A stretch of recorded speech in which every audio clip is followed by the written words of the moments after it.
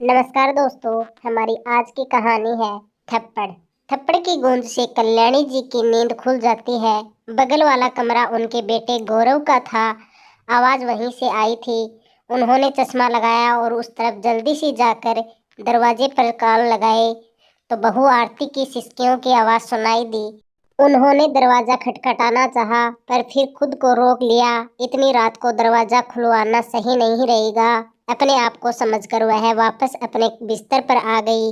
काफी देर तक वह करवट बदलती रही। सुबह आरती से बात करूंगी यह कहकर वह सो गई। सुबह जल्दी उठकर वह मंदिर जाकर आ गई। तभी उन्हें आरती को देखकर रात वाली बात याद आ गई। आरती, रात को तुम्हारे कमरे से अजीब सी आवाज आ रही थी। मैं आई थी पर फिर तुम्हें जगाना उचित नहीं समझा। हाँ माँ जी, वह टेबल पर से पानी का गिलास गिरा।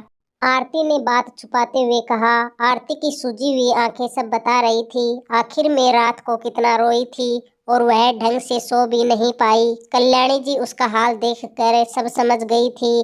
पर तभी गुस्से में दंदनाता हुआ गौरव आया। अभी तक तुमने नाश्ता नहीं बनाया। मुझे ऑफिस जाना है। आरती, तुम कोई काम ढंग से कर ही नहीं सकती हो। तुम्हारे कारण मैं हमेशा ऐसे ही परेशान होता रहूंगा। आरती ने एक शब्द भी मुंह से नहीं निकाला और पोहे की प्लेट फटाफट से गौरव के आगे रख दी। फिर से पोहे कहकर गौरव ने पोहे की प्लेट फेंक दी। तुम्हें तो कुछ बनाना ही नहीं आता। मैं बाहर ही नाश्ता कर लूंगा। खाना बनाकर ऑफिस भेजने की भी जरूरत नहीं है। और गुस्से में दरवाजे को जोर से लगाते हुए गौरव वहां से चला गया। कल्याणी जी को कुछ समझ नहीं आ रहा था कि आखिर अभी शादी को कुछ महीने ही हुए हैं और गौरव आरती के साथ ऐसे कैसे दुर्व्यवहार कर रहा है। गौरव के कारण आरती दिन भर खामोश सी रहती थी। घर का काम करती है और अपने कमरे में चली जाती है। गौरव का व्यवहार आरती के प्रति दिनों दिन बिगड़ रहा था। एक सुबह जब गौरव आरती पर चिल्ला रहा था तो कल्याणी जी ने उसे थप्पड़ जड़ दिया। यह क्या बदतमीजी है। मैं कई दिनों से देख रही हूँ। क्या कोई अपनी पत्नी से ऐसे बात करता है। आरती तेरी पत्नी है, नौकरानी नहीं है। अपनी पत्नी से इज्जत से बात किया करे। गौरव अपनी माँ से कुछ नहीं बोला और वहां से चला गया। आरती, क्या बात है। मेरा पूछना सही तो नहीं लगता है। यह तुम दोनों के बीच का मामला है लेकिन अब ये कुछ ज्यादा ही बढ़ गया है। मुझसे ये रोज रोज के झगड़े अब देखे नहीं जाते हैं। अपनी सास की सहानुभूति पाकर आरती आज पिघल गई। मम्मी जी, यह रोज मुझ पर ऐसे ही गुस्सा करते हैं। कमरे के अंदर तो यह मुझ पर हाथ तक उठा देते हैं।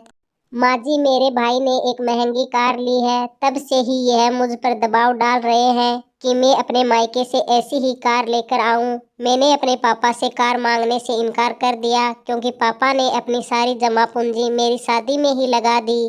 भाई तो दूसरे शहर में अच्छी नौकरी करता है। उसने अपनी कमाई से वह कार ली है। मैं अपने पापा से ऐसे कैसे कार मांग सकती हूँ। मेरे पापा अकेले मेरे लिए कितना करेंगे। अभी शादी में उन्होंने इतना कुछ दिया है। आरती के मुंह से यह बात सुनकर कल्याणी जी के पैरों के नीचे जमीन सी खिसक गई। उनका बेटा घरेलू हिंसा कर रहा है और दहेज मांग रहा है। अगले दिन बेटे के ऑफिस जाते ही उन्होंने अपनी सहेली के बेटे को घर पर बुला लिया जो पेशे से वकील था। उसने आरती और कल्याणी जी की पूरी बातें सुनी और कल्याणी जी के कहने पर गौरव के खिलाफ केस दर्ज किया।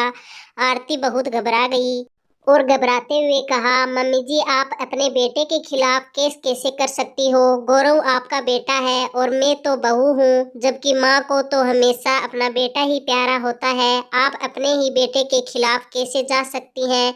क्योंकि एक माँ से पहले मैं एक पत्नी हूँ, एक स्त्री हूँ। मैं तुम्हारा दर्द अच्छे से समझ सकती हूँ। गौरव के पापा भी मुझ पर बात बात पर हाथ उठा दिया करते थे। मैं चुपचाप सहन कर लेती थी जैसे तुम सहन कर रही हो। वैसे भी एक पत्नी अपने पति की गलतियों पर पर्दा डाल देती है। मैं भी रोज सहन करती थी पर अब मैं तुम्हें सहन नहीं करने दूंगी। मैं एक माँ हूँ जो बच्चों के अच्छे काम करने पर उसे प्यार करती है तो बुरे काम करने पर उसे सजा भी देना जानती है। सजा मिलेगी तो यह सब उसे जीवन भर याद रहेगा। कोर्ट में गौरव को बुलाया गया। अपनी ही माँ ने उस पर केस किया। ये बात उससे सहन नहीं हो रही थी। वह चिल्लाकर बोला, मम्मी, ये सब क्या है। आप अपने ही बेटे के खिलाफ हो। हाँ गौरव, तुमने मुझे मजबूर कर दिया है। मैं अपनी बहू की ये दुर्दशा नहीं देख सकती। वह तेरी पत्नी है, इसका मतलब ये नहीं है कि वह सब कुछ सहेगी। तू जैसे अपनी माँ की इज्जत करता है वैसे ही अपनी पत्नी की इज्जत भी करना सीख। वे घरेलू हिंसा की शिकार हो रही है तो मेरा भी फर्ज है कि मैं एक स्त्री होने के नाते एक स्त्री के अधिकारों की परिरक्षा करूं। तभी तो घरेलू हिंसा में कमी आएगी, वरना तेरे जैसे बेटे अपने लालच और स्वार्थ के खातिर अपनी पत्नी को मानसिक और शारीरिक रूप से प्रताड़ित करते रहेंगे।